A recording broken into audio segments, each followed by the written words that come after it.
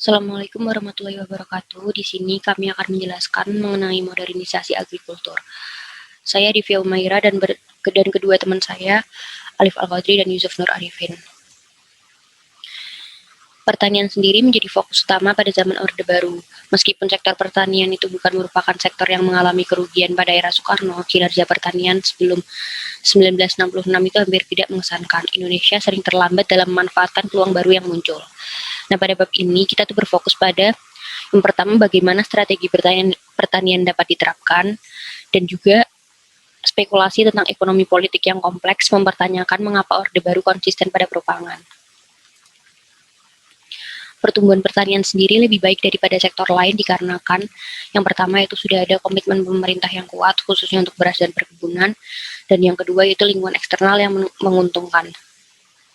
Selanjutnya mengenai tanaman pangan atau food crops, output sawah sendiri naik lebih dari 250% dari tahun 1966 sampai 1992. Sementara itu terlihat jelas pendapatan per kapita konsumsi melonjak hampir 80%. Beras mendominasi pola makan Indonesia kecuali di beberapa provinsi bagian timur. Oleh karena itu tidak mengherankan bahwa beras itu menjadi perhatian utama pemerintah setelah ekonomi makro fase stabilisasi selesai, yaitu sekitar 1966 sampai 1968. Begitu pemerintah itu mulai menekankan pada diversifikasi tanaman pangan. Hal ini itu dimaksudkan agar masyarakat itu tidak terfokus atau terpusat pada satu jenis tanaman pangan saja. Perkembangan beras itu mencerminkan interaksi antara kebijakan jangka panjang dan faktor kelembagaan, dan pengaruh jangka pendek seperti kondisi iklim dan serangan hama. Strategi pembangunan jangka panjang pada prinsipnya terdiri dari pendahuluan varietas unggul, meningkatnya subsidi input, stabilisasi harga keluaran, dukungan, rehabilitasi, dan pengembangan jaringan irigasi dan penyuluhan.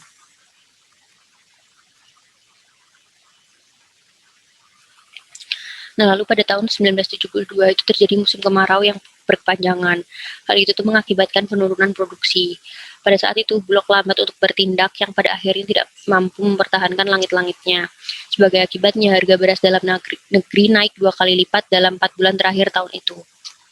Masalah baru muncul beberapa tahun kemudian, yaitu pada tahun 1974, yaitu muncul pertama kali wabah orang yang menyerang padi. Lalu pada tahun 1976 kemarau kepanjangan terjadi lagi, sehingga dari tahun 1974 sampai 1977 produksi di Indonesia itu hampir tidak meningkat, sehingga Indonesia tidak dapat mencapai ekspansi output yang signifikan. Lalu kondisi food crops atau tanaman pangan saat ini mengenai luas panen padi pada 2019 itu diperkirakan sebesar 10,68 juta hektar atau mengalami penurunan sebanyak 700,05 ribu hektar atau sekitar 6,15% dibandingkan tahun 2018. Sedangkan produksi padi sendiri pada 2019 diperkirakan sebesar 54,60 juta ton GKG atau mengalami penurunan sebanyak 4,60 juta ton, atau apabila dijadikan persen menurun sebanyak 7,76 dibandingkan tahun 2018. Jika produksi padi pada tahun 2019 dikonversikan menjadi beras untuk konsumsi pangan penduduk, produksi beras pada 2019 sebesar 31,31 juta ton atau mengalami penurunan sebanyak 2,63 juta ton atau sekitar 7,75% dibandingkan tahun 2018.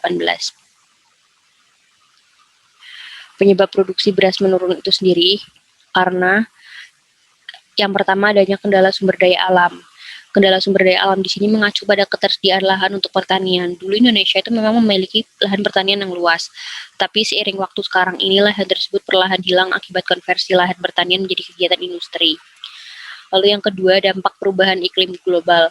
Dalam kurun 3 tahun terakhir ini, perubahan iklim global secara ekstrim cukup terasa di Indonesia. Hal tersebut berpengaruh pada penurunan produktivitas tanaman pangan. Dan lalu penyebab yang ketiga yaitu pertanian Indonesia masih didominasi usaha tani skala kecil. Petani skala kecil ini tuh seringkali dihadapkan oleh masalah-masalah klasik seperti keterbatasan akses terhadap pasar, permodalan, serta keterbatasan dalam mengakses informasi dan teknologi. Nah, apabila masalah tersebut tidak segera diatasi, maka akan terasa berat bagi Indonesia untuk mewujudkan kondisi ketahanan pangan. Kemudian saya Alif Al-Qadri izinkan untuk menjelaskan tentang cash crops. Seperti yang teman-teman tahu, cash crops atau tanaman dagang adalah sebuah tanaman pertanian yang ditumbuhkan untuk dijual dan mendapatkan laba. Biasanya, barang-barang tersebut dijual oleh pihak-pihak yang terpisah dari sebuah kebun. tanaman-tanaman tersebut seperti teh, kopi, palawija, cengkeh, dan lain-lainnya.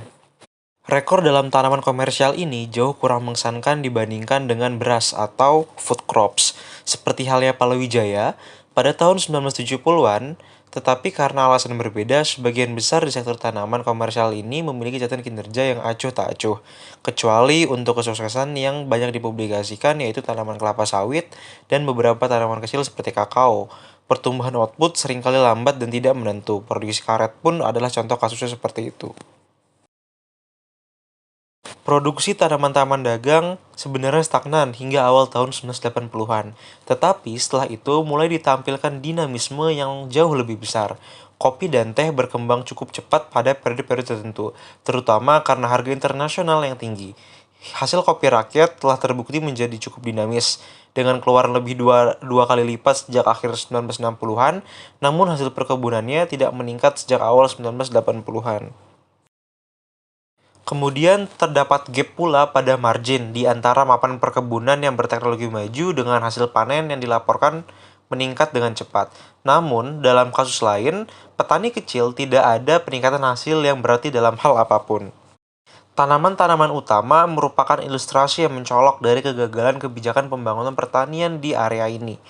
Hasil kopi dan cengkeh itu tampaknya lebih rendah sekarang daripada sebelumnya akhir 1960-an. Penilaian ini perlu dikualifikasi lagi oleh basis data yang sangat buruk, terutama mengenai perkiraan luas untuk petani kecil. Dan selanjutnya, kita akan membahas tentang natural resource management atau manajemen sumber daya alam yang dimiliki. Indonesia itu memiliki daratan dan lautan yang sangat luas, serta keanekaragaman ekologi yang kaya. Sumber daya alam yang dimiliki Indonesia menerima sangat sedikit perhatian dari pakar ilmiah sampai dekade-dekade terakhir ini. Dalam 20 tahun pertama kemerdekaan Indonesia, yaitu sampai dengan tahun 1965, tidak ada upaya untuk mengekang populasi pertumbuhan. Masalah lingkungan telah dipertimbangkan menjadi kepentingan sekunder dalam menghadapi tantangan ekonomi yang dihadapi oleh Orde Baru. Ketika negara barat lebih sadar akan masalah ini, banyak industri padat polusi berimigrasi melintasi batas internasional untuk mencapai sumber daya yang dimiliki Indonesia. Akibatnya, pengawasan yang tidak ketat terjadi. Kemudian, meskipun demikian, tanaman sayuran di dataran tinggi berkembang dengan pesat. Memasuki tahun 1980-an, masalah lingkungan ini semakin menonjol secara internasional dan terdapat banyak sekali debat dan diskusi pada waktu itu, dan itu pula dikirim kepada Indonesia melalui sejumlah saluran. Gerakan LSM menjadi lebih aktif dan sejumlah kelompok spesialis lingkungan muncul. Bank Dunia juga mulai memperhatikan masalah lingkungan ini. Banyak penelitian tentang topik lingkungan dan juga memasukkan fokus ekologi dalam proyek perencanaan dan penilaian. Sebuah studi penting oleh Ruzicka pada tahun 1979 itu misalnya mereka menyimpulkan bahwa pendapatan publik kehutanan berada di antara 1/4 dan setengah dari apa yang dapat diterima secara wajar. Menanggapi kritik tersebut, pemerintah pada tahun 1980-an meramalkan tahap tersebut dengan penerapan larangan ekspor kayu gelondongan disertai dengan serangkaian tindakan reboisasi untuk melestarikan lingkungan alam yang dieksploitasi pada saat itu. Baik, selamat pagi Bu Evi. Saya Yusuf Nur Arifin akan melanjutkan dari kelompok 5 mengenai modernisasi agrikultur yang dari saya akan menjelaskan tentang agenda masa depan. Nah, dalam buku Halil dijelaskan terdapat 2 faktor yang mendorong pertanian, terutama tanaman pangan di tahun 1970-an, yaitu kemajuan teknologi dan subsidi dari ledakan minyak. Menurut pendapat Rutan tahun 1990 bahwa peningkatan hasil panen pangan yang dramatis tidak akan terjadi.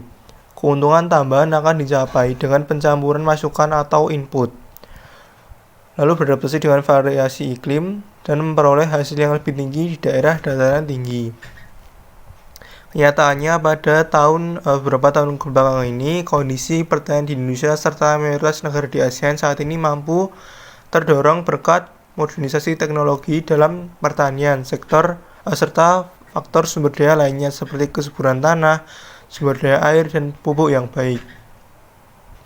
Peningkatan hasil panen di Indonesia, khususnya pada hasil padi, sejak tahun 2000-an tidak meningkat secara drastis.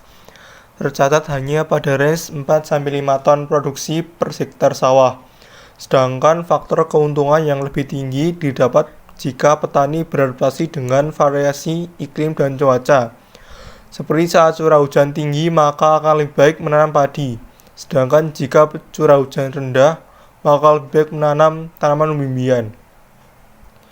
Lalu berdasarkan data, para ahli menyebutkan bahwa kenyataannya lapisan tanah di Indonesia sekitar 70% merupakan tanah yang tidak subur karena rata-rata memiliki tingkat kemasaman yang tinggi serta berjenis tanah gambut dan ultisol, bahkan di dataran tinggi sekalipun. Maka dari itu pertanian di beberapa daerah di Indonesia kurang berkembang dan lebih memilih untuk beralih ke perkebunan. Berikutnya, kegiatan bernilai tambah lebih tinggi seperti manufaktur, unggas, pariwisata, dan layanan rekreasi meningkatkan tekanan pada lahan pertanian serta menarik keluar tenaga kerja pertanian. Kegiatan tersebut yang kami jelaskan menarik tenaga kerja keluar dari pertanian meskipun belum ada bukti peningkatan yang berkelanjutan secara nyata tentang upah pertanian. Sejak awal tahun 2000-an, alih fungsi lahan pertanian secara rata-rata mencapai 11.000 hektar per tahunnya. Begitupun untuk tenaga kerja, dalam kurun 1990-an hingga 2018 menyerap tenaga hanya 31%, yaitu turun 24% yang sebelumnya ialah 55%. Selain itu, regenerasi tenaga kerja sektor pertanian ini cukup jadi perhatian karena saat ini mayoritas tenaga kerja telah berusia 40 tahun ke atas dan akan semakin berkurang 10 hingga 20 tahun mendatang.